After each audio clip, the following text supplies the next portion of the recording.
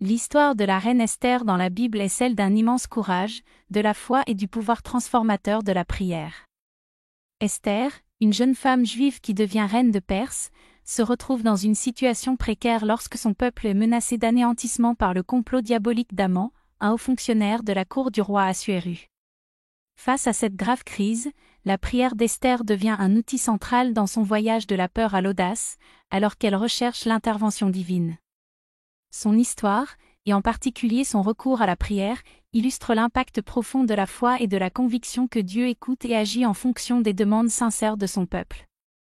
La prière d'Esther est ancrée dans une profonde humilité. Lorsque son cousin Mardochée la presse d'intercéder en faveur de leur peuple, Esther comprend l'immense risque qu'il y a à approcher le roi sans avoir été convoquée. Pour se préparer à cette tâche redoutable, elle se tourne vers la prière et le jeûne, demandant à la communauté juive de se joindre à elle. Cet acte montre qu'elle reconnaît que la délivrance de son peuple n'est pas de son ressort, mais dépend de l'intervention de Dieu. La prière d'Esther n'était pas un simple appel isolé, mais un effort communautaire, qui a amplifié la puissance de sa supplication, soulignant le principe biblique selon lequel, là où 2 ou 3 sont réunis en mon nom, je suis avec eux, Matthieu 18h20. La prière d'Esther est également un modèle de foi sous pression. Malgré sa peur de la colère potentielle du roi, elle place sa confiance en Dieu, déclarant de manière célèbre « Si je péris, Esther 4h16. Cette déclaration révèle la profonde conviction d'Esther que la volonté de Dieu est souveraine et que sa vie est entre ses mains. Sa prière devient alors un acte d'abandon, où elle remet l'avenir de son peuple et le sien entre les mains de Dieu, incarnant ainsi la confiance que requiert la prière. Elle sait que sans l'intervention de Dieu, aucune puissance terrestre ne pourrait sauver son peuple, mais qu'avec Dieu, même l'impossible peut devenir possible. Un autre aspect frappant de la prière d'Esther est qu'elle démontre la puissance de la prière d'intercession. Esther ne se concentre pas sur sa propre sécurité, mais sur la survie de son peuple. Elle a adressé une requête à Dieu en leur nom, jouant ainsi le rôle d'avocate. La Bible regorge d'exemples de prières d'intercession, d'Abraham plaidant pour Sodome à Moïse intercédant pour les Israélites, et la prière d'Esther s'inscrit dans cette tradition. Par sa prière, Esther s'aligne sur l'appel biblique à l'amour et au sacrifice pour les autres, montrant que la prière n'est pas seulement personnelle, mais qu'elle peut aussi être un outil puissant pour la délivrance collective. En outre, la prière d'Esther souligne l'importance du choix du moment et de la patience. Elle ne s'est pas précipitée en présence du roi immédiatement après avoir entendu la nouvelle du complot d'Aman. Au contraire, elle a attendu 3 jours de jeûne et de prière avant d'agir. Cette période de préparation lui a permis de rechercher les conseils de Dieu et de s'assurer que ses actions étaient conformes au calendrier de Dieu. Cela enseigne aux croyants la valeur de l'attente du Seigneur, comme le montre Isaïe 40, 31, qui promet que ceux qui attendent le Seigneur renouvelleront leurs forces. Outre la question du temps, la prière d'Esther enseigne l'importance d'une action stratégique après la prière. Tout en recherchant l'intervention de Dieu, Esther n'est pas restée les bras croisés. Après avoir prié, elle a agi avec sagesse et courage, planifiant soigneusement son approche du roi. Elle a organisé 2 banquets avant de révéler le complot d'Aman, montrant ainsi l'importance d'associer la prière à une action réfléchie. L'histoire d'Esther rappelle aux croyants que si la prière est essentielle, elle s'accompagne souvent d'actes de foi et de courage. Le résultat de la prière d'Esther a été tout simplement miraculeux. Non seulement le complot contre les Juifs a été découvert, mais Aman lui-même a été exécuté et le peuple juif a obtenu le droit de se défendre contre ses ennemis. Ce retournement de situation spectaculaire illustre la vérité biblique contenue dans Jacques 5h16, qui dit que « la prière d'un juste est puissante et efficace ». La prière d'Esther a abouti à un revirement complet, montrant comment Dieu peut prendre les situations les plus désespérées et les utiliser pour sa gloire. L'histoire d'Esther reflète également le thème biblique selon lequel Dieu agit à travers des individus improbables. Esther, une orpheline juive, est devenue reine dans un pays étranger et a sauvé son peuple. Sa prière souligne l'idée que Dieu utilise souvent des personnes humbles et improbables pour accomplir ses desseins, rappelant aux croyants que, quel que soit leur passé ou leur situation, leurs prières peuvent être utilisées pour accomplir de grandes choses lorsqu'elles sont alignées sur la volonté de Dieu. La puissance de la prière d'Esther rappelle également la fidélité de Dieu à son peuple. Tout au long de la Bible, Dieu sauve à plusieurs reprises Israël de ses ennemis, et la prière d'Esther s'inscrit dans cette histoire de délivrance divine. Son histoire rassure les croyants sur le fait que Dieu reste fidèle à ses promesses, même lorsque les circonstances semblent désastreuses. Dans un sens plus large, sa prière et la réponse de Dieu témoignent de la nature immuable de Dieu et de son engagement à protéger et à préserver son peuple. La prière de la reine Esther.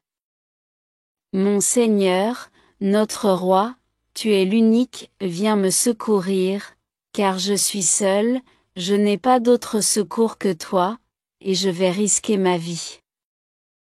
Depuis ma naissance, j'entends dire, dans la tribu de mes pères, que toi, Seigneur, tu as choisi Israël parmi toutes les nations, et que parmi tous leurs ancêtres tu as choisi nos pères, pour en faire à jamais ton héritage, tu as fait pour eux tout ce que tu avais promis. Et maintenant, nous avons péché contre toi, tu nous as livrés aux mains de nos ennemis, parce que nous avons honoré leur Dieu, tu es juste, Seigneur. Et maintenant, notre dur esclavage ne leur suffit plus. Ils ont fait un pacte avec leurs idoles, pour abolir ce que ta bouche a promis, faire disparaître ton héritage, fermer la bouche de ceux qui te célèbrent, éteindre la gloire de ta maison et les feux de ton autel, pour que s'ouvre la bouche des nations, que soient célébrés les mérites des faux dieux et qu'à jamais soit magnifié un roi de chair. Ne livre pas ton sceptre, Seigneur, à ceux qui n'existent pas. Que nos ennemis ne se moquent pas de notre chute, retourne contre leurs projets. Du premier de nos adversaires, fais un exemple. Souviens-toi, Seigneur. Fais-toi connaître au jour de notre détresse, donne-moi du courage, toi, le roi des dieux, qui domine toute autorité. Mets sur mes lèvres un langage harmonieux quand je serai en présence de ce lion, et change son cœur, qu'il se mette à détester celui qui nous combat, qu'il le détruise avec tous ses partisans. Délivre-nous par ta main, viens me secourir car je suis seul, et je n'ai que toi, Seigneur. Tu connais tout et tu sais que je hais la gloire des impies, que je n'ai que dégoût pour la couche des incirconcis et celle de tout étranger. Tu sais la contrainte où je suis, que j'ai du dégoût pour l'orgueilleux emblème qui est sur ma tête au jour où je parais en public. Il m'inspire du dégoût comme un linge souillé, et je ne le porte pas les jours où je me repose. Ta servante n'a pas mangé à la table d'Aman, ni honoré les banquets du roi, ni bu le vin des libations. Ta servante n'a pas connu la joie depuis le jour de son élévation, si ce n'est auprès de toi, Seigneur, Dieu d'Abraham. Ô Dieu, qui as pouvoir sur tous, écoute la voix des désespérés, délivre-nous de la main des méchants, et délivre-moi de ma peur. L'histoire de la reine Esther que nous avons présentée ici, offre de nombreuses leçons spirituelles, éthiques et morales.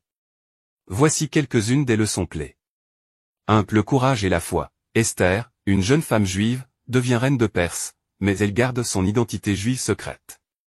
Lorsque le peuple juif est menacé d'extermination par un complot orchestré par Haman, un haut conseiller du roi Assuérus, Xerxès, Esther doit faire preuve d'un immense courage pour intervenir. Malgré la loi qui interdit à quiconque de se présenter devant le roi sans y être invité, ce qui pourrait entraîner la mort, elle décide d'aller parler au roi pour sauver son peuple. Sa célèbre déclaration, « Si je dois périr, je périrai », Esther 4h16, montre sa foi et son courage. Leçon. Faire face à la peur avec foi et confiance en Dieu, même dans des situations de danger extrême. 2. Le plan divin et la providence. L'histoire d'Esther illustre comment Dieu agit à travers des événements ordinaires pour accomplir son plan. Esther se trouve dans une position de pouvoir au bon moment pour sauver son peuple, ce qui montre que Dieu place souvent des gens stratégiquement pour accomplir des missions importantes. Leçon. Même quand Dieu semble absent, il agit souvent de manière invisible pour accomplir sa volonté. 3. L'importance de la prière et du jeûne. Avant de se rendre chez le roi pour plaider en faveur de son peuple, Esther demande à tout le peuple juif de jeûner et de prier pendant 3 jours avec elle. Cela souligne l'importance de chercher l'aide de Dieu par la prière et le jeûne dans les moments de grande détresse. Leçon. Dans les moments de crise, il est essentiel de s'en remettre à Dieu par la prière et la communion spirituelle. 4. L'humilité et la loyauté. Esther reste humble et loyale envers son peuple, même après être devenue reine. Elle n'oublie pas ses racines et utilise son pouvoir et son influence pour le bien commun, et non pour son propre bénéfice. De plus, Mardochée, son oncle, montre aussi une grande loyauté envers son peuple en refusant de se prosterner devant Haman, préférant rester fidèle à ses croyances. Leçon. La vraie grandeur réside dans l'humilité et la fidélité à ses valeurs, même lorsque l'on accède à une position de pouvoir. 5. Le triomphe de la justice. À la fin de l'histoire, Haman, qui complotait contre les Juifs, est pendu à la potence qu'il avait préparée pour Mardochée. Esther et Mardochée, quant à eux, sont honorés. Les Juifs, qui étaient menacés d'extermination, sont finalement sauvés. Cela montre que la justice divine finit par triompher, même si cela prend du temps. Leçon. Le mal finit toujours par être puni, et la justice, bien que parfois retardée, l'emporte toujours. 6. L'unité du peuple. L'appel d'Esther à son peuple pour qu'il jeûne et prie ensemble montre l'importance de l'unité dans les moments difficiles. C'est ensemble que les Juifs ont trouvé la force de surmonter l'adversité. Leçon. L'unité et la solidarité sont essentielles pour affronter des crises. 7. Le rôle des femmes dans l'histoire du salut. Esther est un exemple puissant du rôle que les femmes peuvent jouer dans les plans divins. Elle utilise sa position, son intelligence et son courage pour sauver son peuple. Son exemple montre que Dieu peut utiliser n'importe qui, homme ou femme, pour accomplir des choses extraordinaires. Leçon. Le leadership et la force des femmes sont valorisés dans le plan de Dieu. En somme, l'histoire d'Esther est une source d'inspiration pour la foi, le courage, la justice et la prière. Elle montre que même dans les moments de crise, il est possible de se relever, de compter sur Dieu, et de travailler ensemble pour le bien commun.